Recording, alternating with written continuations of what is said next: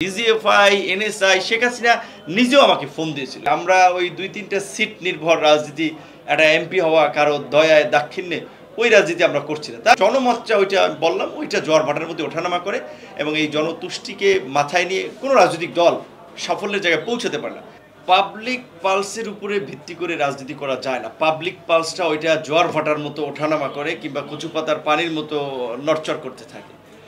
আর এই জনতুষ্টির রাজনীতি করেও খুব বেশি দূর যাওয়া যায় না, কারণ রাজনৈতিক দল হিসেবে আপনার অনেক জায়গায় দায়িত্বশীলতার পরিচয় দিতে হয়, আপনার অনেক জায়গায় দেশ, জাতি, সমাজ অনেক কিছু ভাবতে হয়, স্বার্থ দেখতে হয়। সেটা সবসময় জনতুষ্টির রাজনীতিটা করা যায় না। তো ওই ধরেন যেটা বলেছি যে বিশেষ করে জুলাই অভ্যুত্থানের পূর্বে বিএনপি বলেন, জামাত বলেন, শিবির বলেন, অন্যান্য দল বলেন, অনেকে রাজনীতি করার ওপেন স্পেস ছিল না।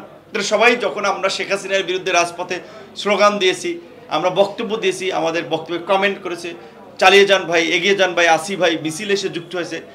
এখন তো আর ওইটা তারা করবে না, তারা সবাই যার যার প্ল্যাটফর্মেই রাজনীতিটা করবে। সেক্ষেত্রে হয়তো অনেকে এনকারেজ করার জন্য কিংবা আমরা যেন হাল না ছাড়ি বলেছে অনেকেই যে হয় আপনি প্রধানমন্ত্রী হবেন, রাষ্ট্রপতি হবেন। তবে এখন পাবলিক কি মনে করে সেইটার চেয়ে আমি মনে করি আমার সাথে যারা আছে তাদের কমিটমেন্ট কতটুকু এবং আমাদের সংগঠন যারা করে তারা কতটুকু আসলে সুদূর প্রসারী চিন্তা ভাবনা করছে এই রাজনীতিকে এগিয়ে নেওয়ার ক্ষেত্রে, ওইটাতে আমি বেশি বিশ্বাসী। কারণ আমার শক্তির জায়গাটা তো তারাই পাবলিককে প্রভাবিত করে, তারাই পাবলিকের মাঝে যায়, দলের আদর্শ রাজনৈতিক বিষয়ে তারা মানুষের মাঝে তুলে ধরে। সেক্ষেত্রে জনমতটা ওইটা বললাম, ওইটা জোয়ার ভাটার মধ্যে ওঠানামা করে এবং এই জনতুষ্টিকে মাথায় নিয়ে কোনো রাজনৈতিক দল সাফল্যের জায়গায় পৌঁছাতে পারে না। তবে আমি মনে করি অবশ্যই আমি না, শুধু বাংলাদেশে এখন অনেকের জন্যই ভবিষ্যতে প্রধানমন্ত্রী এবং রাষ্ট্রপতি হওয়ার পথ খুলেছে বা সম্ভাবনা তৈরি হয়েছে। এখন যদি আমরা যেটা আলোচনা হচ্ছে যে প্রেসিডেন্সিয়াল ফর্মে আমরা যদি যাই, তাহলে রাষ্ট্রপতি নির্বাচন হবে। তাহলে রাষ্ট্রপতি নির্বাচন করার জন্য সেই ধরনের ইমেজ এবং অবস্থান লাগবে। সেক্ষেত্রে বাংলাদেশে কয়টা রাজনৈতিক দলের নেতৃবৃন্দের, শীর্ষ নেতৃবৃন্দের সেই কমন অ্যাকসেপ্টেন্সি, ইমেজ এবং অবস্থান আছে। সেটা এখনকার ধরেন ছাত্র নেতাদের মধ্যে অনেক পরিচিত নেতৃবৃন্দ আছে, কিন্তু মানুষ তাদের প্রতি একটা ক্রেজ আছে।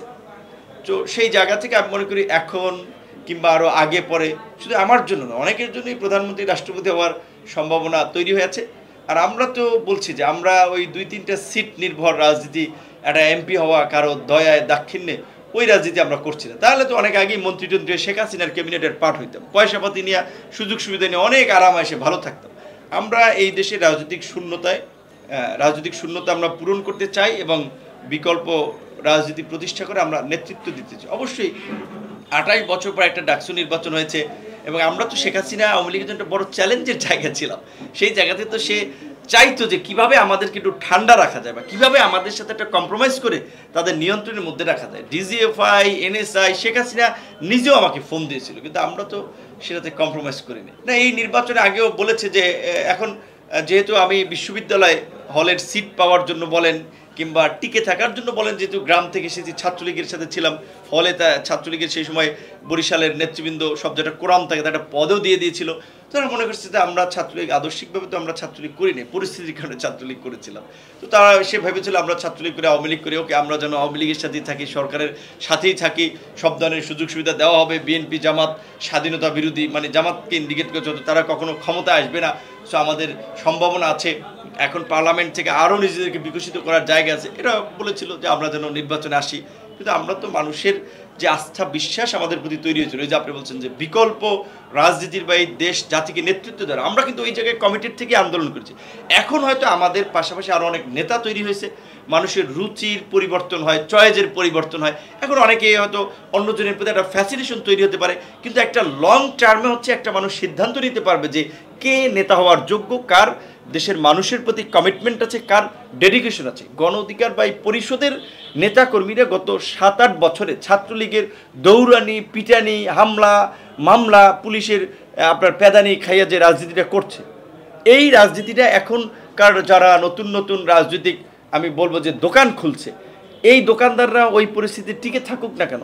দোকান বললাম এই কারণে যে আপনার টাউট বাটপার মানুষের টাকা মাইরা দিছে এবং যাদের ন্যূনতম চরিত্র নাই, কমিটমেন্ট, এরাও দেখে এক একজন একটা দল করছে এবং অনেক দল থেকে বহিষ্কৃত, দল ছুট। তো এইটা হচ্ছে 111-এর সময় আপনারা দেখবেন, সেই সময় এরকম রাজনীতিতে অনেকে আর্মির লোক, সিভিল লোক অনেকে কিন্তু দল টল করেছিল। এবং সেই সময় ফিরদাউস আহমেদ কুরাইশিকে আপনার সেই সময় গভর্নমেন্ট সাপোর্ট করে জাতীয় রাজনীতিতে মেইন স্ট্রিমে আনার চেষ্টা করেছিল। জেনারেল ইব্রাহিম সহ আরও অনেক কিংস পার্টি তৈরি হয়েছিল। তো এখন অনেক পার্টি তৈরি হচ্ছে, কেউ কেউ বলছে এজেন্সি অনেককে পয়সা দিচ্ছে, আবার কেউ কেউ বলছে হ্যাঁ নিজেরা যাতে অন্য দলের সাথে জোটমোট করে একটা এমপি ভাগায় নিতে পারে, এই কারণে অনেকে দল করছে। তো তোমরা দল করবে এতদিন কইছিলা, এখন হঠাৎ করে উদাও হইল কেন? আর একটা সুসময় মানুষকে প্রতারিত করা যাবে, ধোকা দেওয়া যাবে এবং এই রাজনীতির নামে দোকান খুলে আর একটা ধান্দাবাজি করা যাবে। এই কারণে বললাম যে এই দোকানদাররা আমাদের মতো 7-8 বছর টিকে থাকুক, তখন বোঝা যাবে যে তারা প্রকৃত অর্থে কতটুকু কমিটমেন্ট নিয়ে রাজনীতিতে এসেছে এবং কতদূর যাবে।